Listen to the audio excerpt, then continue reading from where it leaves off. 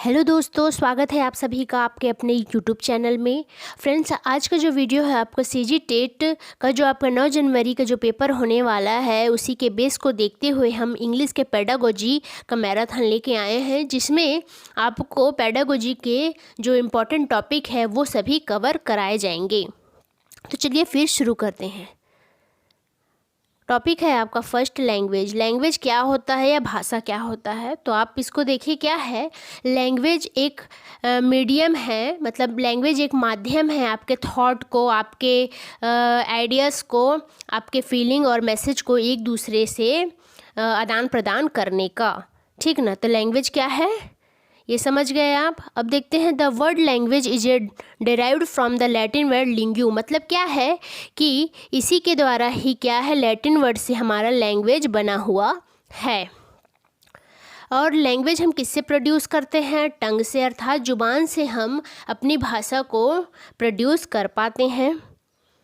Character of language. अब हम देखेंगे कि लैंग्वेज के जो कैरेक्टर हैं, तो पहला लैंग्वेज क्या है? लैंग्वेज एक सिस्टम है, ठीक है। इसमें फोनिम मॉर्फिम दोनों होता है, ठीक है। इवर चेंजिंग या डायनेमिक है, मतलब कि जो भाषा है, जो लैंग्वेज है वो हमेशा चेंज होती रहती, परिवर्तनशील है। सिंबॉलिक है या सिंबल में होती है। मीडियम ऑफ इंस्ट्रक्शन, मतलब कि ये है कि यह बात करने का एक माध्यम है। कम्युनिकेशन है, इसके द्वारा लैंग्वेज के द्वारा कम्युनिकेशन होता है, संप्रेषण होता है। बेस्ड ऑन कल्चरल एक्सपीरियंस, हाँ ये क्या है, हमारे सांस्कृतिक सामाजिक रूप से पिछले जो भी है उन सभी कल्चर से जो अनुभव लिया गया है वो सभी इसमें भाषा में शामिल होता है। लैंग्वेज हैबिट है, आदत है एक। लैंग्वेज हमेशा स्ट्रक्चर्ड होता है तथा यह एक यूनिक सिस्टम है, यह एक अनोखा सिस्टम है। लैंग्वेज भाषा ही के देखेंगे कि नंबर ऑफ लैंग्वेज, तो लैंग्वेज हमारा 22 प्रकार का होता है। जो 12 जो शेड्यूल है आपका, उसके 8वें शेड्यूल में किसको रखा गया है? लैंग्वेज को रखा गया है। 12 शेड्यूल में से 8वें शेड्यूल में आपके लैंग्वेज को रखा गया है। ये आर्टिकल आपके 343 आर्टिकल में है। ये थे 343 आर्टिकल के में इंग्लिश को रखा गया है, हिंदी को रखा गया है। तो इसमें का जो स्क्रिप्ट है वो आपका, इंग्लिश का जो स्क्रिप्ट है या लिपि है रोमन है। हिंदी का जो स्क्रिप्ट है या लिपि है वो क्या है? देवनागरी है। और इंग्लिश और हिंदी को किस में रखा गया है, किस फैमिली में रखा गया है? तो इंडो यूरोपियन फैमिली के अंतर्गत में इंग्लिश और हिंदी को रखा गया है। इंग्लिश क्या है? इंग्लिश इन इंडिया, इंडिया के अंतर्गत में इंग्लिश को सेकंड लैंग्वेज कहा जाता है। According to NCF 2005 in India English is a global language. NCF 2005 के तहत इंग्लिश को इंडिया के अंतर्गत ग्लोबल लैंग्वेज कहा जाता है। और इंडियन कॉन्स्टिट्यूशन अर्थात भारतीय संविधान में इंग्लिश को हम एसोसिएट ऑफिशियल लैंग्वेज कहते हैं, जिसे OLA भी कहा जाता है। मतलब इंग्लिश को एसोसिएट ऑफिशियल लैंग्वेज कहा गया है। और आपका ये है ऑफिशियल लैंग्वेज किसे कहा गया है? हिंदी को कहा गया है हमारे भारत के अंतर्गत। आगे चलते हैं, देखते हैं अब फंक्शन ऑफ लैंग्वेज। तो इसको मैक हॉलिडे ने 1975 में 7 बेसिक रूप से मतलब कि लैंग्वेज की भाषा का फंक्शन को दिया है। तो पहला है आपका इंस्ट्रूमेंटल फंक्शन। मतलब ये है कि जहाँ पर हमें ज़रूरत होती है तो हम उस चीज़ को या भाषा को यूज करते हैं। रेगुलेटरी फंक्शन, इसके अंतर्गत में भाषा को पकड़कर हम उसे रेगुलेट करते हैं, है ना, उसके हिसाब से हम कार्य करते हैं, रेगुलेट करने की कोशिश करते हैं। इंटरेक्शन है आपका तीसरा।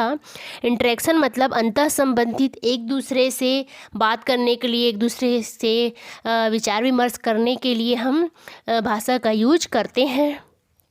पर्सनल फंक्शन, खुद से बात करने के लिए भी हम पर्सनल मतलब कि लैंग्वेज को यूज करते हैं, तो ये पर्सनल फंक्शन होता है। ह्यूरिस्टिक फंक्शन ये है आपका कि हम कुछ भी चीज़ को खोजने के लिए भी क्या बोलते हैं लैंग्वेज का यूज करते हैं। इमेजिनेटिव फंक्शन मतलब कि जिज्ञासु प्रवृत्ति के जो लोग होते हैं या जिनमें कल्पनाशीलता होती है, तो कल्पना करने के लिए भी हमें भाषा की आवश्यकता होती है।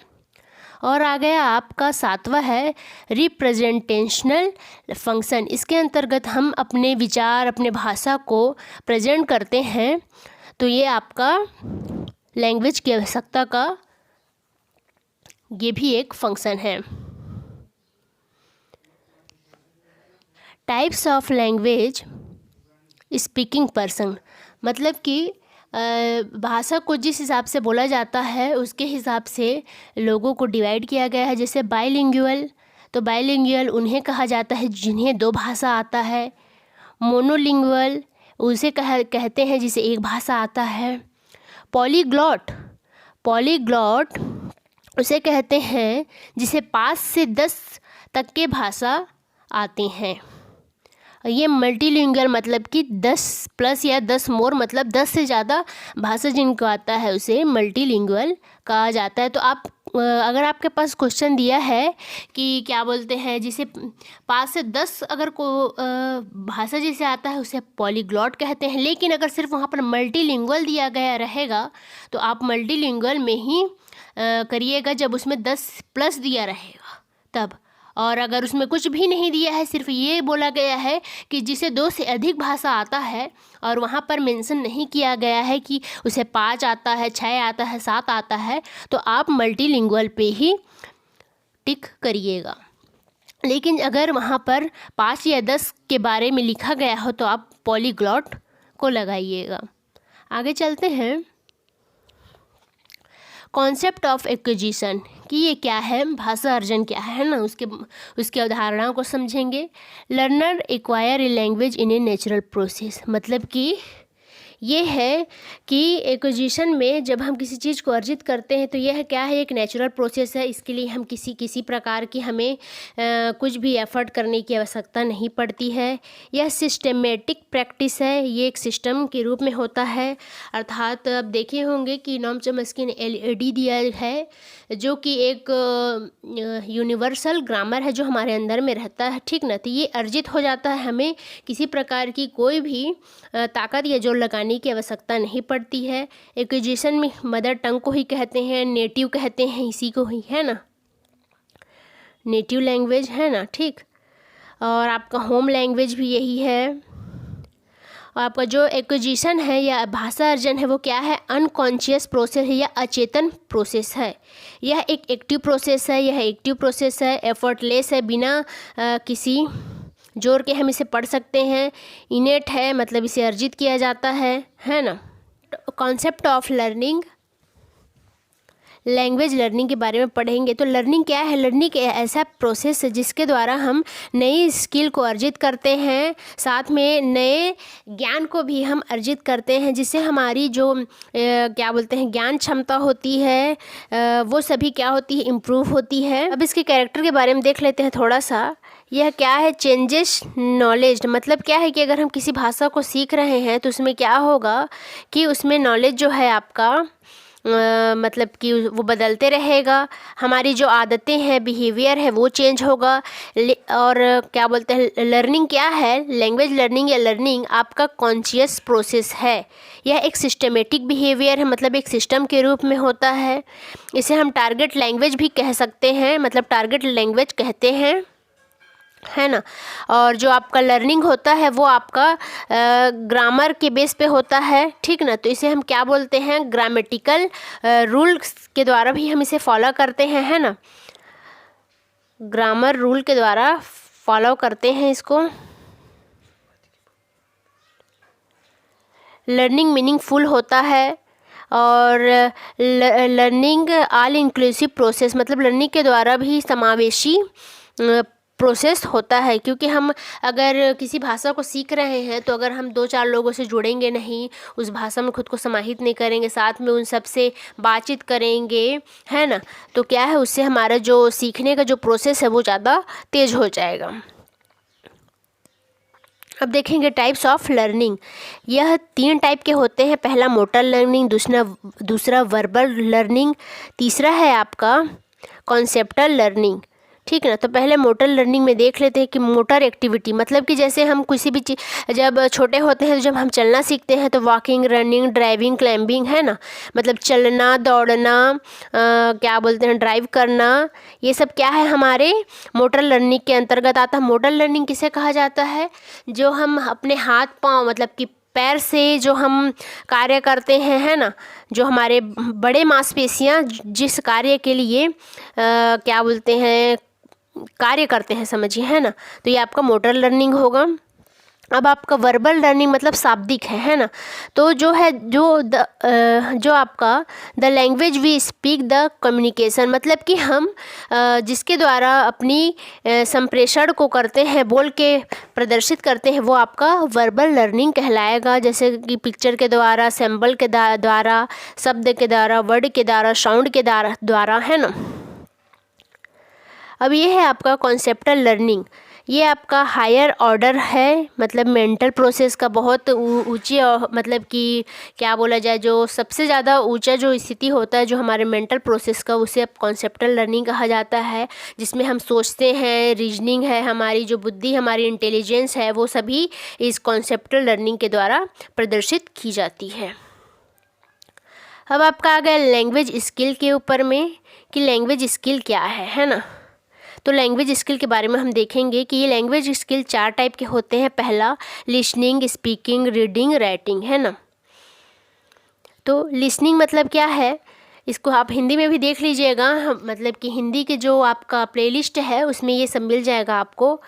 तो लिसनिंग आपका क्या है, लिसनिंग वह है जिसके द्वारा हम सुन के हम किसी भी चीज़ को समझते हैं, है ना, जिसके द्वारा हम उस चीज़ को जानते हैं, वो क्या है, हमारा सीखते हैं। तो क्या सुन के सीखना क्या है, हमारा लिसनिंग स्किल है। स्पीकिंग मतलब हम बोल के क्या बोलते हैं, अपनी भाषा मतलब कि अपने विचारों को एक्सप्रेस करते हैं, तो वो क्या है, वो आपके स्पीकिंग में आता है। रीडिंग मतलब क्या है, हम किसी भी चीज़ को लिखे वर्ड को पढ़कर हम उस विचार या भावना को जानते हैं, तो आपका रीडिंग स्किल में आता है ना।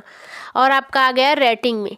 तो राइटिंग मतलब क्या है, हम अपनी विचार भावनाओं के खुद से लिख कर या मतलब कि लिख के एक्सप्रेस करते हैं, तो ये आपका राइटिंग स्किल में आता है। इनपुट क्या है और आउटपुट क्या है हम देखेंगे। और लिसनिंग स्किल में लैंग्वेज स्किल में तो आपका देखिए इनपुट है जो आपका लिसनिंग और रीडिंग दोनों आता है। तो ये क्या है, इनपुट का मतलब होता है कि हम बाहरी वातावरण से या दूसरों से जो चीज़ हम सीखते हैं वो आपका इनपुट हो गया, जैसे कि लिसनिंग से, रीडिंग से। और आउटपुट मतलब ये है कि हम स्वयं से जो हमारे विचार भावनाएं होते हैं उन्हें हम बाहरी वातावरण में या बाहर के लोगों को सुनाते हैं, समझाते हैं, तो ये क्या है, आपका आउटपुट कहलाता है। अब प्राइमरी स्किल देखते हैं। तो आपका जो प्राइमरी स्किल है वो आपका लिसनिंग और स्पीकिंग है। सेकेंडरी है आपका जो रीडिंग और राइटिंग है।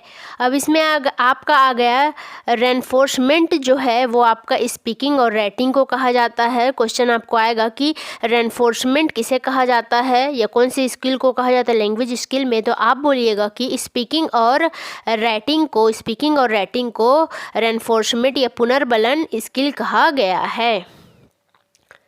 अब देखेंगे LSRW, लिसनिंग, स्पीकिंग और रीडिंग और राइटिंग। तो ये क्या है, L और जो आपका LS है, L और R है जो आपका लिसनिंग और रीडिंग, तो ये क्या है, आपका रिसेप्टिव स्किल है, पैसिव स्किल है, मतलब दूसरे से हम उसे क्या कर रहे हैं, ले रहे हैं, ठीक ना। और आपका स्पीकिंग और जो आपका राइटिंग है वो क्या है, प्रोडक्टिव है, एक्टिव है, एक्सप्रेसिव है, मतलब खुद की बातों को दूसरे के सामने एक्सप्रेस करना। और इसे क्या बोलते हैं, क्रिएटिव स्किल भी कहा जाता है। तो क्रिएटिव स्किल किसे कहा जाता है, तो क्रिएटिव स्किल आपका एस और डब्ल्यू को कहा जाता है, अर्थात स्पीकिंग और राइटिंग को क्रिएटिव स्किल कहा जाता है। आगे देखेंगे अब लिसनिंग स्किल के बारे में कुछ चीज़ें। ये क्या है, ऑरल है, जो कि ऑरल मतलब कि हम जो बाह्य ऑरल से जो सुनते हैं अपने कानों से, तो वो क्या है, हमारा लिसनिंग स्किल के अंतर्गत आता है। इसमें क्या है, जो भी क्या बोलते हैं संदेश होता है, मैसेज होता है, रिसीवर सेंडर, ये सब क्या है, लिसनिंग स्किल के अंतर्गत आता है। इसमें हम स्पीच को, रिदम को, प्रोनाउंसिएशन को हम सुनते हैं और उससे हम सीखते हैं। लिसनिंग के सिचुएशन देखते हैं, कुछ इंटरेक्टिव सिचुएशन। तो इसमें क्या इंटरेक्टिव सिचुएशन, इसमें आपका टेलीफोन फेस टू फेस, तो देखिए फेस टू फेस हम किसी से बात कर रहे हैं तो ये क्या है, इंटरेक्टिव सिचुएशन के अंतर्गत आता है। और टेलीफोन में भी हम एक दूसरे को बात कर रहे हैं, क्या है, हम खुद की बातों को भी सुन रहे हैं प्लस अगले इंसान की बातों को भी सुन रहे हैं, तो ये क्या है, आपका इंटरेक्टिव सिचुएशन है। अब दूसरा है आपका नॉन इंटरेक्टिव सिचुएशन। इसके अंतर्गत आपका radio, television, film, public announcement आता है। तो क्या है, इसमें हम सिर्फ जो व्यक्ति कह रहा है उसे हम सुनते हैं, हम अपनी बात सामने नहीं रख सकते। जैसे कि रेडियो में भी जो बोल रहा है उसे सुनेंगे, टेलीविज़न में भी, फिल्म में भी जो बोलते जाता है उसे हम चुपचाप देखते हैं या सुनते हैं, है ना। तो ये क्या है, नॉन इंटरेक्टिव सिचुएशन है। लिसनिंग स्ट्रेटजीज में देखेंगे top down strategies, bottom up strategies. मतलब ये है कि टॉप डाउन स्ट्रेटजीज में के अंतर्गत आता है कि हम स्टोरी को पैराग्राफ से, फिर सेंटेंस से, फिर वर्ड से, फिर साउंड में जाते हैं, है ना। लेकिन क्या है, आपका जो बॉटम अप स्ट्रेटजीज है उसमें क्या है, हम साउंड से स्टार्ट करते हैं। Sound, word, sentence, paragraph, story, मतलब ये एक दूसरे के विपरीत होते हैं। इसमें भी स्टोरी लास्ट में आता है, जबकि टॉप डाउन में स्टोरी शुरू में आता है। ठीक, स्पीकिंग स्किल के बारे में पढ़ेंगे कि स्पीकिंग स्किल क्या है। यह एक प्रोडक्टिव एंड एक्सप्रेसिव स्किल है जो हम ओरल मोड मतलब मुंह के द्वारा जो बोलते हैं, है ना, टंग से जो बोलते हैं, ये क्या है, आपका स्पीकिंग स्किल है। लिसनिंग में क्या है, कान से था। स्पीकिंग में क्या है, आपका खुद का टंग यूज हो रहा है। यह हमारे जीवन के जो कम्युनिकेशन है उसमें डेली यूज होता है। स्पीकिंग सिचुएशन में देखेंगे इंटरेक्टिव, पार्टियली इंटरेक्टिव, नॉन इंटरेक्टिव। मतलब ये है कि हम एक दूसरे के बातों को बोल सकें आमने सामने, ठीक ना, ये इंटरेक्टिव है, फेस टू फेस बोलना स्पीकिंग सिचुएशन के अंतर्गत इंटरेक्टिव में आता है। पार्टियली मतलब कि ये क्या है, पार्ट में डिवाइड होता है, जिसे पार्टिसिपेट करना, तो क्या है, क्रम से रहता है। और नॉन इंटरेक्टिव मतलब मैं बोल रही हूँ लेकिन आप मुझे बोल नहीं पा रहे हैं, तो ये क्या है, आपका नॉन इंटरेक्टिव के अंतर्गत आ जाता है। सब स्किल्स ऑफ स्पीकिंग में देखेंगे story telling, role play, speech and conversation. मतलब क्या है कि स्टोरी टेलिंग मतलब अपनी मतलब कोई सी भी कहानी को अपने भाषा में प्रदर्शित करना। रोल प्ले, कोई भी नाटक दिया गया है उसमें क्या बोलते हैं, नाटक का एक पात्र बन के कि जो भी रोल दिया है उसके बारे में कहना, ये आपका रोल प्ले के अंतर्गत आता है। स्पीच एंड कन्वर्सेशन, तो स्पीच देना, भाषण देना, और क्या बोलते हैं, कन्वर्सेशन मतलब कि बातचीत करना, ये सब क्या है, आपका सब स्किल ऑफ स्पीकिंग के अंतर्गत आता है। अब देखते हैं हम रीडिंग स्किल की क्या है। तो यह क्या है, एक रिसेप्टिव स्किल है जो कि क्या है, आपके राइटन फॉर्म में होता है। मतलब ये लिखित भाषा में जो होता है जिसे हम पढ़ते हैं, इसे ही रीडिंग स्किल कहते हैं। इसमें क्या है, थॉट है, फैक्ट है, इन्फॉर्मेशन है, इन सभी का जो प्रिंटेड सिंबल होता है, मतलब ये जो लिखित होता है ना, प्रिंटेड होता है। टाइप ऑफ रीडिंग, अब रीडिंग की जो टाइप है उसे देखेंगे। Loud reading, silent reading, intensive reading और एक्सटेंसिव रीडिंग। तो आपका इसमें स्कैनिंग भी आता है, स्कैमिंग भी आता है। तो स्कैनिंग किसके अंतर्गत आता है, इंटेंसिव के अंतर्गत। स्कैमिंग आपका एक्सटेंसिव के अंतर्गत आता है। तो लाउड रीडिंग मतलब है जो तेज़ आवाज़ में पढ़ना होता है। साइलेंट रीडिंग मतलब चुपचाप पढ़ना, उसे हम साइलेंट रीडिंग कहते हैं। इंटेंसिव रीडिंग तो ये क्या है कि किसी भी स्पेसिफिक मतलब कि विशिष्ट चीज़ के लिए जो हम पढ़ाई कर रहे हैं। एक्सटेंसिव मतलब ये है कि इसमें मतलब ऐसे जनरल आइडियाज़ के लिए हम पढ़ रहे हैं, ये क्या आपका एक्सटेंसिव रीडिंग आ जाएगा। अब देखते हैं स्किमिंग और स्कैनिंग क्या है। तो ये है कि जनरल डिटेल्स के लिए पढ़ा जाता है, वो स्किमिंग के अंतर्गत आता है। प्लीज़र मतलब इंजॉय के लिए ऐसे ही पढ़ लिया जाता है, तो ये क्या है आपका स्किमिंग के अंतर्गत आता है। अब स्कैनिंग देखेंगे, स्कैनिंग में है आपका स्पेसिफिक डिटेल्स के लिए, यह एक फास्ट रीडिंग है ना। और स्कैनिंग में क्या है कि हम जो भी पढ़ रहे हैं उसे क्या बोलते हैं, किसी भी एक निश्चित उद्देश्य के लिए पढ़ रहे हैं, है ना। तो ये क्या है आपका स्कैनिंग के अंतर्गत आता है। अब देखेंगे राइटिंग स्किल। तो राइटिंग स्किल है आपका जो खुद से लिखना है। तो यह प्रोसेस क्या है राइटिंग स्किल का, देखते हैं कि प्री राइटिंग स्टेज, फिर राइटिंग स्टेज, फिर पोस्ट राइटिंग स्टेज।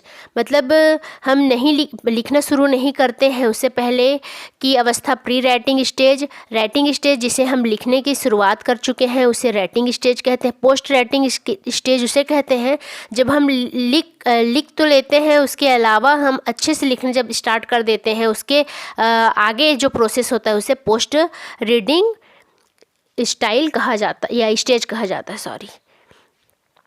आगे चलते हैं, लर्निंग डिसेबिलिटी के बारे में पढ़ते हैं। डिसलेक्सिया, तो जिसे हम पढ़ने में परेशानी होती है उसे डिसलेक्सिया कहते हैं। डिस्ग्राफिया, लिखने में आई कठिनाई को डिस्ग्राफिया कहते हैं। जैसे लर्निंग डिसेबिलिटी मतलब आप समझ ही गए होंगे कि अधिगम अक्षमता को ही लर्निंग डिसेबिलिटी कहते हैं। डिसकैलकुलिया, मैथ में जो आई क्या बोलते कैलकुलेशन में जो कमी आई उसे डिसकैलकुलिया कहते हैं। डिस्प्रैक्सिया, तो ये डिस्प्रैक्सिया मतलब क्या है, ये मोटर लर्निंग से संबंधित है। तो जो क्या बोलते शारीरिक रूप से मोटर में मतलब कि शारीरिक रूप से जो अक्षम होते हैं उसे डिस्प्रैक्सिया कहते हैं। अफेजिया मतलब या डिस्फेजिया, तो अफेजिया डिस्फेजिया मतलब बोलने में संबंधित या बोलते हुए किसी चीज़ में फंसना या अच्छे से बोल नहीं पाना, तो ये अफेजिया कहलाता है। डिस्मॉर्फिया, किसी भी चीज़ में भ्रम होना, है ना, तो ये क्या है आपका डिस्मॉर्फिया कहलाता है। अब देखेंगे टीचिंग एड्स, तो ये है आपका ऑडियो एड्स। तो आइए इसमें आपका रेडियो, टेप रिकॉर्डर, ग्रामोफोन ये सभी चीज़ आते हैं। मतलब क्या है ऑडियो एड्स, मतलब हम जिसे सुन सकते हैं, ठीक है ना, सुन के हम जिस शिक्षण विधि का प्रयोग करते हैं या पढ़ते हैं, तो ये क्या है आपका ऑडियो एड्स होता है। विजुअल एड्स मतलब जिसे हम देखते हैं, जैसे ब्लैक बोर्ड में हम देख के पढ़ते हैं, टेक्स्ट बुक हो गया, चार्ट हो गया, मैप्स हो गए, ये क्या है हम इसे देखते हैं, तो ये आपका विजुअल एड्स हो गया। और ऑडियो विजुअल एड्स ये क्या है जिसमें हम देखते भी हैं सुनते भी हैं, तो ये आपका ऑडियो विजुअल एड्स होगा। जैसे टेलीविज़न, सिनेमा, फिल्म्स, है ना, ये सब क्या है आपका ऑडियो विजुअल एड्स कहलाता है। आगे देखते हैं टाइप ऑफ असेसमेंट क्या है कि फॉर्मेटिव असेसमेंट और समेटिव असेसमेंट। ये मूल्यांकन है आपका दो प्रकार के होते हैं। फॉर्मेटिव असेसमेंट में वे क्या बोलते हैं ऐसे मूल्यांकन आते हैं जो कि आपके लर्निंग के क्रिया में जो आपके टीचिंग की प्रक्रिया के दौरान होता है उसे फॉर्मेटिव असेसमेंट कहते हैं। और समेटिव असेसमेंट के अंतर्गत आपका जो साल के अंत में या फिर जो आपका टीचिंग प्रोसेस कंप्लीट हो चुका है वहाँ पर इसका प्रयोग किया जाता है, इसे समेटिव असेसमेंट कहा जाता है। ये समेटिव आपका जो असेसमेंट ऑफ लर्निंग और असेसमेंट फॉर लर्निंग इसी के अंतर्गत आता है। तो असेसमेंट फॉर लर्निंग आपके फॉर्मेटिव में आता है और असेसमेंट ऑफ लर्निंग आपके समेटिव में आता है। और एक होता है आपका असेसमेंट एस लर्निंग, तो वो क्या है खुद के सेल्फ के लिए पढ़ाई करना या खुद को मतलब कि पढ़ाई जो किया गया है उसे मूल्यांकन करना ही क्या है आपका असेसमेंट एस लर्निंग कहलाता है। अब देखते हैं डायग्नोस्टिक टीचिंग। ये डायग्नोस्टिक टीचिंग का अर्थ होता है आपका निदानात्मक उपचार, है ना, निदानात्मक शिक्षण। तो इसमें क्या है, डायग्नोस्टिक में जो वीकनेस होती है, तो जो जिस चीज़ क्षेत्र में जो स्पेसिफिक जो विशिष्ट क्षेत्र में जो उनकी कमी होती है उन्हें जानना होता है। फिर यह एक स्लो प्रोसेस है, ठीक ना। डायग्नोस्टिक मीन्स होता है आपका जो भी उनके कारण है जिसके द्वारा बच्चा अच्छे से कार्य नहीं कर पा रहा है, फेल हो रहा है, जो उनमें डिफ़िकल्टीज़ है, डिफिशियंसी है बच्चों के अंतर्गत, उसे पता लगाना ही आपका डायग्नोस्टिक टीचिंग कहलाता है या निदानात्मक टीचिंग कहलाता है।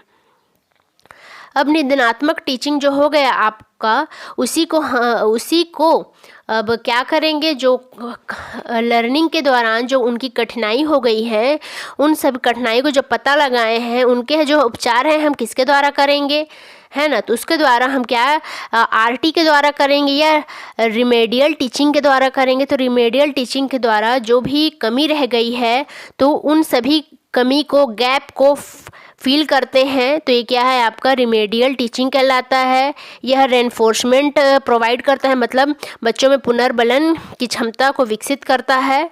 तो क्या है आपका डायग्नोस्टिक में जो कमी होती है उसे हम आरटी या रिमेडियल टीचिंग के द्वारा हम क्या करते हैं, उस चीज़ को भरते हैं। जैसे डॉक्टर है तो डॉक्टर आपको क्या करेगा, पहले आपकी मतलब बीमारी पता लगा, तो बीमारी आपका क्या हो गया, डायग्नोस्टिक हो गया, और उसके बाद फिर आपको जब दवाई देगा, है ना, तो वो आपका क्या हो गया, रिमेडियल टीचिंग के अंतर्गत आएगा।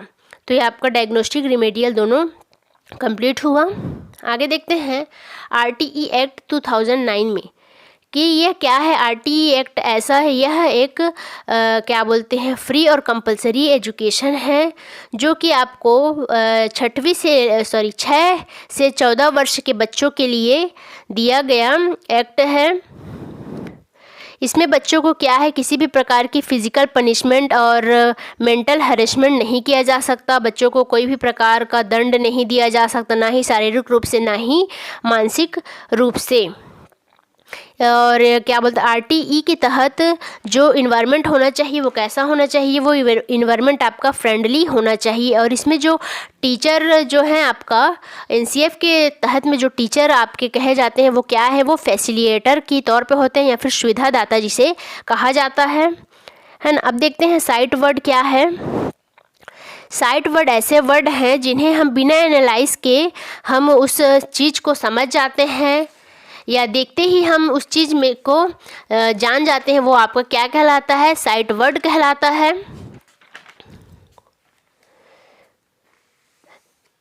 जैसे कि रीडिंग राइटिंग में जब बार बार आता है आपका द, दैट, आर, अवर, अस, ये सब क्या है आपके साइट वर्ड है, जिसे बिना किसी विश्लेषण के हम उसको जान जाते हैं। आप कब देखेंगे मिनिमल पेयर या फिर कॉन्ट्रास्टिव पेयर के बारे में। तो ये क्या है आपका साउंड डिफरेंस, मतलब कि जो साउंड में हल्का सा जो अंतर होता है जब हम उच्चारण करते हैं, तो उस उच्चारण के साउंड में थोड़ा सा जो अंतर होता है, साउंड डिफरेंस, उसे हम क्या कहते हैं, उसे ही हम मिनिमल पेयर या फिर कॉन्ट्रास्टिव पेयर कहते हैं, ठीक ना। ये प्रोनाउंसिएशन अर्थात उच्चारण में थोड़ी सी डिफियंसी आ जाती है। अब देखते हैं इंट्रोनेशन क्या है। इंट्रोनेशन जो है आपका वेरिएशन इन द टोन, मतलब कि जो टोन होता है, साउंड का जो टोन होता है उसमें आपका जो इंट्रोनेशन आता है। तो ये क्या है, राइज एंड फॉल आता है, जिसमें राइज मतलब तेज आवाज़ होता है या क्या बोलते हैं, फॉल मतलब होता है धीमा आवाज़। इसमें क्या है, इंट्रोनेशन में जो आवाज़ होती है वो राइज और फॉल के फॉर्म में होता है, जो उतार चढ़ाव या तेज आवाज़ या धीमा आवाज़ के रूप में जो टोन है वो प्रदर्शित होता है। अब देखेंगे साउंड इन इंग्लिश लैंग्वेज। अब क्या है कि 44 जो है वो आपका साउंड होता है इंग्लिश भाषा में, जिसमें का 20 जो है आपका वोवल साउंड होता है और 24 है जो आपका कांस्टेंट साउंड होता है, अर्थात एक स्वर साउंड होता है और ये व्यंजन साउंड होता है। तो जिसमें कि आपका कंफ्यूज मत होइएगा, साउंड आपका कितना है, 44 है, लेकिन लेटर कितना है, लेटर 26 है आपका, लेकिन हम साउंड की बात कर रहे हैं तो वहाँ पर 44 साउंड हो जाएगा, जिसमें से 20 वोवल और 24 कांस्टेंट हो जाएगा। फोनिम किसे कहते हैं? फोनिम साउंड की यूनिट है, अर्थात साउंड की स्मॉल यूनिट को हम फोनिम कहते हैं। और मॉर्फिम, मॉर्फिम को हम मीनिंग स्मॉलेस्ट, मतलब कि जो मीनिंग की छोटी इकाई को हम मॉर्फिम कहते हैं। अब देखते हैं आर्टिकुलेटर स्पीच। ये क्या है आपका? आर्टिकुलेटर स्पीच के अंतर्गत वोकल ऑर्गन आते हैं जिनके द्वारा हम क्या करते हैं? साउंड प्रोड्यूस करते हैं, जिसमें अंतर्गत क्या है आपका? लिप्स आता है, टंग आता है, nasal cavity, vocal cord, larynx, pharynx और ईटीसी बहुत सारे आते हैं। ये क्या है आपका? आर्टिकुलेटर स्पीच के अंतर्गत आता है। नोट टेकिंग, नोट टेकिंग के अंतर्गत आपका क्या आता है? रिकॉर्ड आता है। रिकॉर्ड का मतलब ये है कि आप क्लास के दौरान जो भी सेमिनार होता है या लेक्चर होता है या फिर क्लास में जो भी चीज़ होती हैं उन्हें आप रिकॉर्ड फॉर्म में रखते हैं, तो वो आपका क्या है? नोट टेकिंग कहलाता है। और नोट मेकिंग मतलब क्या नोट मेकिंग का अर्थ होता है कि क्रिएट बाय सेल्फ, मतलब स्वयं से जो चीज़ें हम क्रिएट करते हैं या बनाते हैं या क्या बोलते हैं लिखते हैं, तो वो क्या है आपका? नोट मेकिंग के अंतर्गत आ जाता है। ये आपके राइटिंग स्किल के अंतर्गत आता है। अब देखेंगे हम CLT क्या है। ये है आपका कम्युनिटी लैंग्वेज टीचिंग। ये क्या है? कम्युनिटी लैंग्वेज टीचिंग, जिसके अंतर्गत हम यह प्रोसेस क्लासरूम के अंतर्गत होता है। CLL कम्युनिटी लैंग्वेज लर्निंग, मतलब कि ये है क्या है? वार्तालाप जो होता है आपका, संवाद है जो कम्युनिटी कम्युनिकेशन के अंतर्गत, तो ये लैंग्वेज लर्निंग जिसे हम सीखते हैं ये आपका CLL कहलाता है। फिर आ गया आपका BICS। ये आपका है बेसिक इंटरपर्सनल कम्युनिकेशन स्किल, मतलब बेसिक इंटरपर्सनल मतलब कि अंतः संबंधित होता है यह संप्रेषण, जिसमें हम फेस टू फेस इंटरेक्शन करते हैं, फेस टू फेस बात करते हैं, उसे ही हम बेसिक इंटरपर्सनल कम्युनिकेशन स्किल कहते हैं। अब आपका आ गया LAC। ये आपका लैंग्वेज अक्रॉस द करिकुलम है। इसके अंतर्गत क्या होता है कि जितने भी सब्जेक्ट होते हैं उन्हें सिर्फ एक ही भाषा के द्वारा सब सब्जेक्ट को पढ़ाया जाता है। सब सब्जेक्ट को एक ही भाषा में पढ़ाया जाना या उनका यूज होना, ये क्या है आपका? लैंग्वेज अक्रॉस द करिकुलम के अंतर्गत आता है। अब देखते हैं कि ये ग्रामर मेथड के लिए हम क्या करेंगे? ट्रेडिशनल ग्रामर ट्रांसलेशन मेथड है, ठीक ना। तो ये क्या है आपका? ओल्ड मेथड है, ठीक। ये आपका क्लासिकल मेथड है।